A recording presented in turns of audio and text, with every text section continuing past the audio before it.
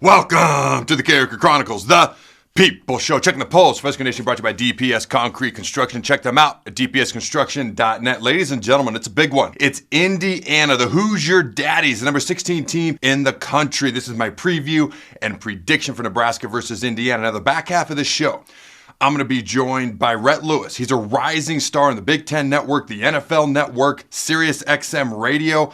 Also an Indiana insider, and him and I once co-hosted a Big Ten show together. Get ready for that fun reunion, and the dude is a rising star. But if you're like me, actually I haven't decided yet. I'll let you know at the end of this show. Wink, wink.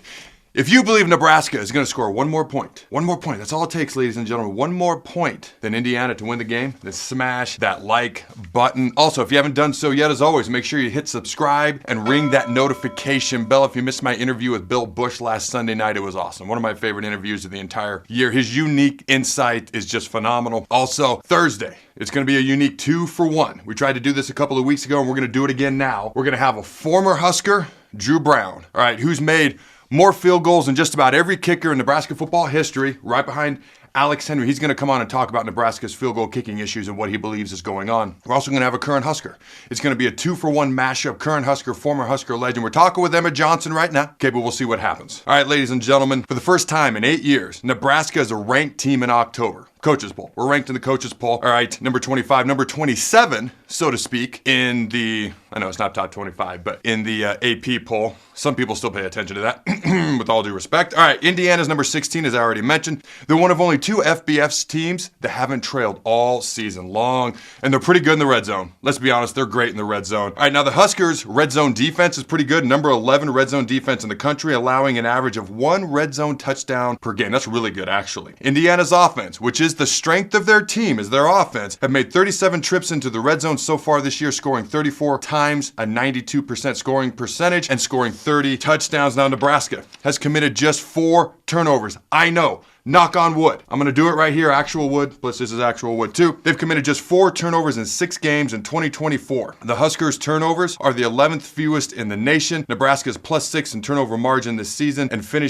after finishing the 2023 season with -17. Ladies and gentlemen, that's a big key to Saturday's game. All right, 20. Nebraska has won 5 of its last 6 games, matching its win total for the 2023 season. Nebraska is just one of 20 teams in the FBS ranks who have matched or exceeded its win total already from 2023. 3 Big Ten teams are among them, including Indiana and Illinois, along with the Huskers as well.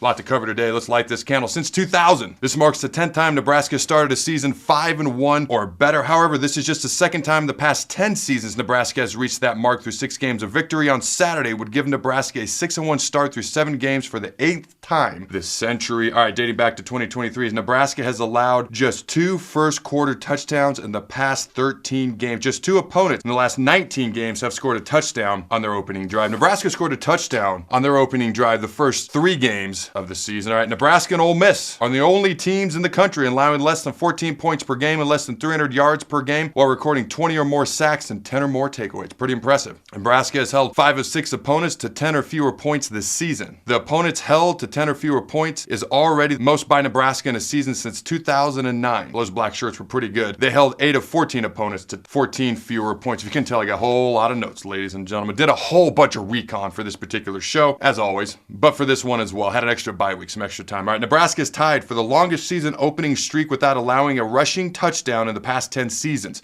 Prior to this year, the last team to not allow a rushing touchdown through its first 6 games was Georgia 5 years ago in 2019. The Huskers allowed just 2.7 yards per rush, which ranks 4th in the country. Nebraska has allowed only 2 rushes of 10 yards or more, which is tied for the 5th fewest in America. That's really freaking good. The Huskers have outscored their opponents 38-0 off turnovers this season, including a pair of pick 6s. All right, first half versus second half. We're starting to get into the keys of the game a little bit. Nebraska has scored more than 14 points in the first half of 5 of its 6 games and has outscored their opponents 110-20 in the first half. I looked at the second half and we've outscored our opponents 58-48. That doesn't always equate to a 5-1 record, but the first half's been huge. We got to play 4 full freaking quarters. But without the Purdue game, you take that game out of the equation, we've actually been outscored in the second half 30-14 to 38 by our opponents. Got to do better in the second half as a consistent whole. All right, true freshman quarterback Dylan Raiola has been impressive in leading Nebraska to a 5-1 start. Raiola has thrown for better than 200 yards 4 times, including a career-high 297 yards and 3 touchdowns against Illinois. Overall, he was the reason we even had a chance really to win that game. But I digress. Overall, Raiola has thrown for 1,358 yards and 9 touchdowns against 3 interceptions, 3-1 touchdown to interception ratio so far this year. His passing yardage leads FBS true freshmen, and he is only one of 6 freshmen, true or redshirt, with more than 1,200 passing yards. Raiola is on pace to break the Nebraska freshman single-season passing yardage record held by Adrian Martinez, who threw for 2,617 yards in 2018 as a true freshman, which is the only 2,000-yard passing season by a Husker true freshman up to this point. Raiola has completed 67% of his passes to rank 26 nationally and second among all freshmen. He is connected on at least 70% in each of his first 3 games of his passes, that is, 70% of his passes. He was the first Husker quarterback to complete at least 70% of his passes in 3 straight games since Jeff Quinn did it in 1980. Raiola was the first Husker freshman redshirt true freshman quarterback to win his first start since Taylor Martinez guided Nebraska to a victory over Western Kentucky in the 2010 season opener. Martinez won his first 5 starts of the 2010 season. Now you get into Indiana just a little bit. Here's who they played so far. They've not been tested. They're really impressive. Stats pop off the page at you, but they've not been tested. They played Florida International, Western Illinois, UCLA, Charlotte, Maryland, and Northwestern. All right, the Hoosiers enter Saturday averaging 47.5 points per game, 516 yards of total offense a game, with 315 yards per game through the air and 200.4 yards per game on the ground. Curtis Rourke has completed their quarterback, 118 of 160 passes for 752 yards and 14 touchdowns with 2 interceptions, 7-1 TD to INT ratio. That's really good. And Elijah Surratt leads Indiana with 29 receptions for 513 yards and 2 touchdowns, followed by Omar Cooper, who has 18 grabs for 375 yards and 3 scores. Justice Ellison,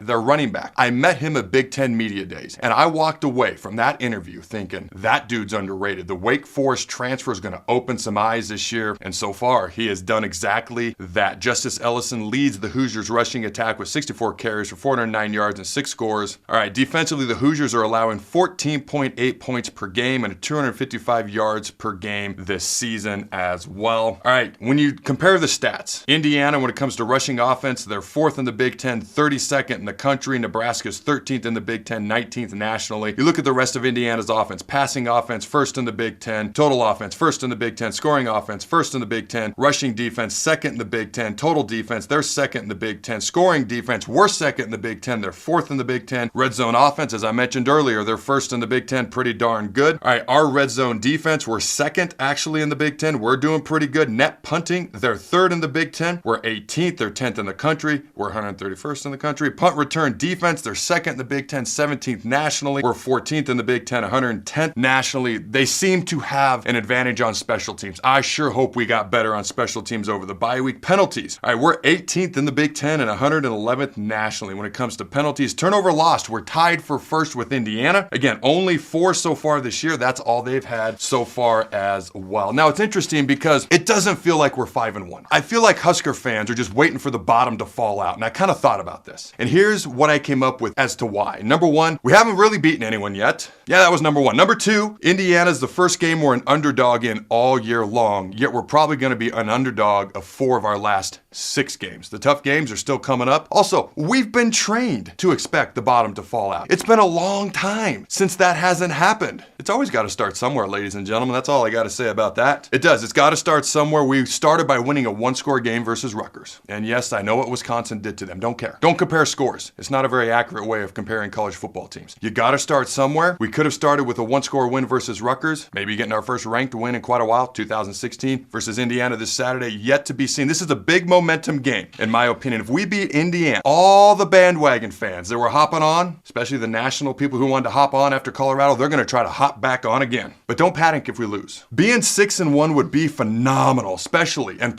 ranked, probably heading into that Ohio State game. But if we lose, even if we're 5-3, I know.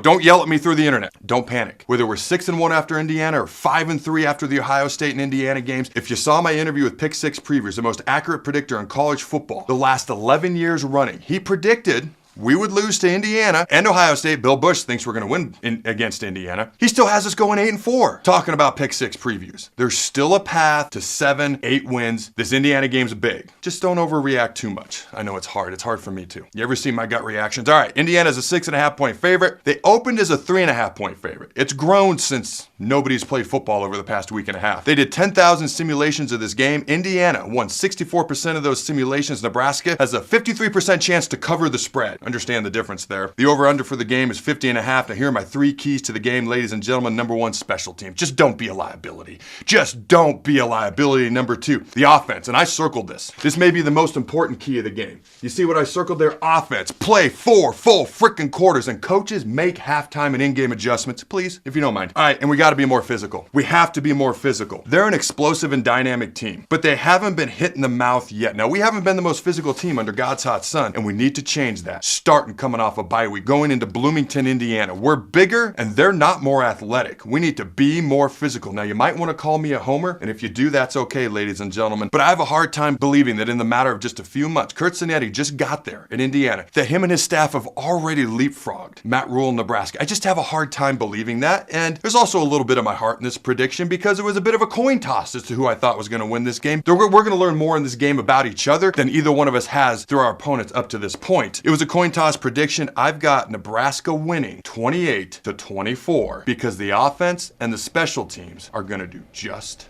enough. All right, a couple of big games this weekend in college football. Number 1, Texas hosts number 5, Georgia. I have Texas winning.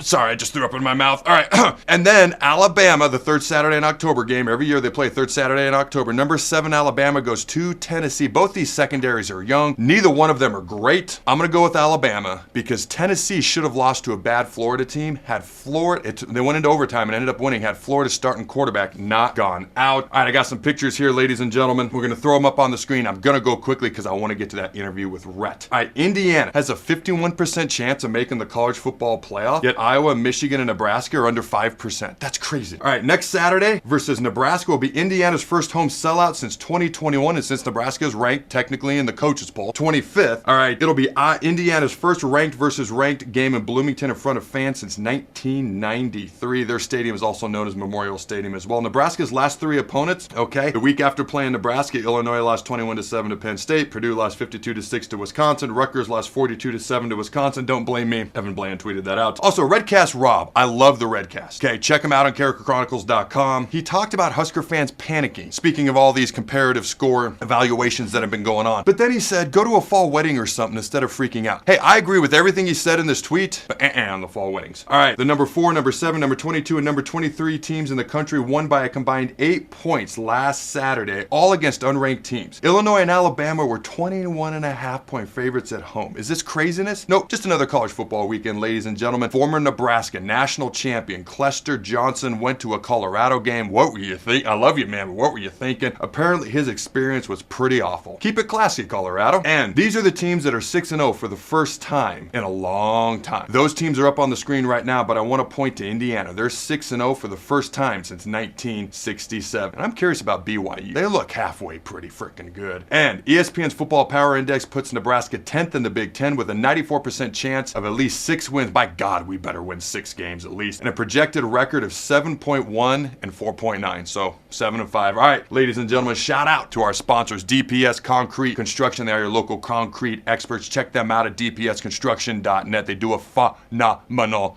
job. I don't know how else to put it. Bonzel Pool and Spa. Check them out at bonzelpool.com. Go see Jeff Bonzel. He's the owner. He's the operator. He's the guy in charge. They have phenomenal hot tubs, pools, spas. Tell them Adam sent you. bonzelpool.com. Let's hit that interview. And we're back, ladies and gentlemen. I'm joined by a rising star, a man who's on the Big Ten Network, the NFL Network, Sirius XM Radio. Him and I used to do a Big Ten show together not so long ago, Mr. Rhett Lewis. How you doing, my friend? Adam, great to be back here with you, buddy. Excited to chat here. We got a heck of a game lined up from the Rock in Bloomington, Indiana this week. Fired up. Unfortunately, my Big Ten Network assignment is going to have me going to Rutgers this week at the same time as IU will kick off with Nebraska, so I'll have to be following on my phone. I'll keep you updated. Don't worry, okay. Especially if Nebraska's winning. If I go quiet, it means you guys are doing good. How's that sound? That's fair enough. I appreciate it. And I should mention, I forgot, Rhett's an Indiana insider as well. There's nobody who knows more about Indiana football. So I want to start right off the top, right? Curt Cignetti, 5 years at James Madison, 14 years coaching. He is a guy who has won 78% of his games throughout his coaching career so far. What has he done to turn around Indiana so freaking quickly? Yeah, so I think it's a couple of things, but it starts with a philosophical shift, right? And I think from the exterior, the words and his phrasing and some of his, his language towards other teams in the league, was seen as bravado, right? It was seen as overly, chest beating at an institution that has historically struggled against those types of teams. But to Curt Cignetti, it was just belief. It was belief in the formula, belief in the blueprint, belief in his coaching staff that if given the right amount of resources, which he's gotten from athletic director Scott Dolson, that he had a way and a path for Indiana to find consistent success. And that is what he has shown. And he's done it everywhere he's been. And so anybody who thought it was going to be any different here, is obviously understanding that Curt Cignetti's blueprint, is something that goes beyond classification. It goes beyond FCS, D2, and what it works. Google it. It works, as he told us. So it is consistency. That's what I was about to say. One of my favorite quotes. Google me, I win. When he said that, I'm a WWE guy. I popped. I was like, I love that. Now, I don't know if you're going to win or not. Obviously, he has. Right. I even told you last summer, dude, I'm starting to buy into Indiana before the ball was ever kicked off to start the season. So there's a lot of reasons to be excited about Indiana football if you're an Indiana fan. All right, let's get into Curtis Rourke. Okay, a guy who came from Ohio, the MAC Offensive Player of the Year, came in with experience, not necessarily a Power 4 level, 33 starts, played pretty darn good so far this year. Talk to me about the quarterback and what he's doing so well. You mean the Heisman Trophy candidate, Curtis Rourke? Oh, man. Is he getting some pub that way? No, I don't think so yet. But you start knocking off the teams in the second half of the schedule, and then you're going to start to see that coming. Because I think what he's shown is that he is a low blood pressure player. In the pocket, his heart rate does not go up. Like he is unfazed by the hostile environment that is happening around him. And so I appreciate that about him. And I think because of that, because of his vast experience in college football, because of his ability to process and understand what Tino Sinceri and Mike Shanahan and the offensive brain trust are asking of him, that it just it's like he sees, he executes. He sees it, he throws. Like it's just his knowledge and expertise on that side of it allows his talent to take over. And nothing that happens around him really bothers him. And he's also responded to adversity really well. Threw 2 early picks against Maryland, came back and absolutely destroyed their secondary for the rest of the game. So I like what I've seen thus far from Curtis. Now, Matt Rule in his press conference today, I'm recording this on Monday, going to put it out on Tuesday. He said Indiana looks like a top 10 team to him. The only reason they're not is because they weren't ranked in the preseason rankings. Right. He also talked about he likes being the underdog going into this game. So I've got to ask, there's only 2 teams in the country that haven't trailed all year. Indiana's one of them. The strength of schedule is right around 109th, though. Is there any concern you guys just haven't been tested yet? I think initially there was that concern, sure. And especially as, Coach Cignetti came in again from a lower level of football, you're like, okay, well, is it going to translate? Well, and I think what you're seeing is they're passing every test that's put before them. They are beating the teams they're supposed to beat by significant margin. Did that in the non-conference schedule with Western Illinois, with Charlotte. Even once they got into Big Ten play, answered the bell on the road in the first road game of the Cignetti era against UCLA. Came back and faced some adversity against Maryland early on with those early turnovers. Did not allow a single point. Adam, and as a D lineman and a defender, you'll love this. Did not even allow a first down off of any of the 4 turnovers that they gave to Maryland. So they respond well when their backs are against the wall, which I really like. That's also been a signature of this defense thus far this season. And then they were in a game on the road against Northwestern where Northwestern was battling. They were answering every score from IU. And then they put the foot on the throat at the end, and they've showed that killer instinct. And so now I think this is a battle-tested team, despite what the opponents and strength of schedule might say. All right. What do you think the keys are from Indiana's perspective to winning this game? And if they beat Nebraska, how big of a game is this to Indiana to go 7-0 and beat a team like Nebraska? I think it's huge. I think Nebraska is a team that came in with that high expectation this season. And so, and while they're still right there, despite the loss to Illinois a couple of weeks ago, I mean, it's a 5-1 football team. I mean, it's still a very good football team, with one of the best young quarterbacks in America. And then, of course, I think the biggest key to me is limiting the impact of Ty Robinson or Jamari Butler and of Nash Hutmaker. If Indiana can handle those three guys up front and the rest of the guys that rotate in, and give Curtis Rourke just enough time to find Elijah Surratt, to find Miles Price and Miles Cross, to find Omar Cooper on some of those in-breaking routes and some of those deep shots that he likes to run. I think that's where Indiana will find success, if they can limit the impact of the guys up front. Because I think the one thing that with Tony White's defense is sometimes it's hard to find where that fourth rusher's coming from. Sometimes it's hard to figure out what kind of coverage they're trying to play. It might look different on one side of the field as opposed to the other. So I think this is where the experience of Curtis Rourke comes in the diagnosing part. Now, if he can have just a little bit of time to then use his early diagnosis and his processing of the information to his advantage, then they'll be okay. But if you're seeing that defensive line start to disrupt things and really, get him on the ground, limit the run game, which is kind of a four-headed monster for Indiana, then that's where things start to go haywire. All right, so the offense is considered the strength of the Hoosiers. Over 500 yards a game, over 300 yards passing, 200 yards rushing, 47 points per game. Talk to me about the defense. That defense somehow gets overlooked. Okay, yeah. I got all the respect in the world for their defense.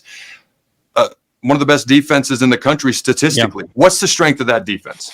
The strength of the defense is up front and in the linebacker core, where Aiden Fisher has been one of the leading tacklers in the Big Ten. One of the JMU transfers coming in with Signetti is kind of the CPU of the entire defense. He and Jalen Walker together, played together last year at James Madison. They're the middle. They're the off the ball linebackers in this defense. But I think the guy that really makes this defense go is Mikhail Kamara. Who is the kind of edge player one of the edge players in this defense. He's a guy that can play either edge position, whether that's to the field or to the boundary. He is one of the leaders in total pressures of any defender in college football thus far this year. He has been an absolute disruptor. He and James Carpenter up front and CJ West in the middle, who was a post-spring transfer portal addition from Kent State, a big time player. And so West, Carpenter, and Kamara are to Indiana what Hutmaker, Robinson, and Butler are to Nebraska. So I kind of see, similarly to what I was saying, what the key to the game is on the offensive side of the ball for Indiana. Defensive side of the ball, those guys have to be disruptors for Dylan Raiola in that Nebraska offense. All right, Indiana opened as about a 3.5-point favorite. Nobody plays any football. Now they're up to like a 6.5-point favorite. I don't quite understand that. I think some of the teams that Nebraska played lost and didn't look great last weekend. Right. I think that hurt the perception of the Huskers. Luckily, we get to settle it on the field.